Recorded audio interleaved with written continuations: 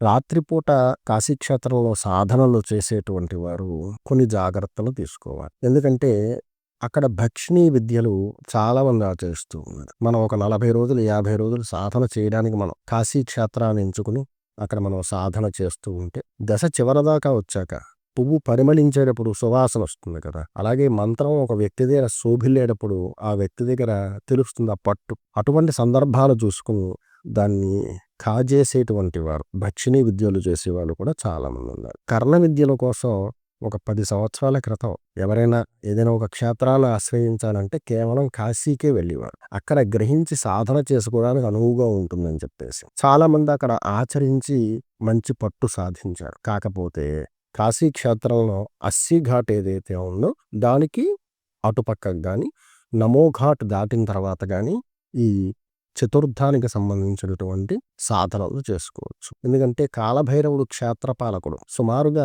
అస్సీ ఘాట్ నుంచి నమో ఘాట్ దాకా మధ్యలో ఉండేటువంటి ప్రదేశం ఏదైతే ఉంటుందో ఆయన ఆధీనం అంతా కూడా కాశీ క్షేత్రమే ఆయన ఆధీనం. కాకపోతే వీటిల్లో శివుడికి సంబంధించిన, శాక్తేయానికి సంబంధించిన విద్యలు చేసే వాళ్ళే ఎక్కువ మంది సాధనా విధులు ఆచరిస్తారు. ఇక అస్సీ ఘాట్కి అవతల పక్కకు కానీ లేదా నమో ఘాట్ దాటిన తర్వాత కానీ చతుర్థ విద్యలు, కర్ణ విద్యలు అంటే ఈ పైశాచిక విద్యలు ఏవైతే ఉంటాయో వాటిని ప్రేరణ చేసేవాళ్ళు అక్కడ కూర్చుని చేసుకుంటూ ఉంటారు.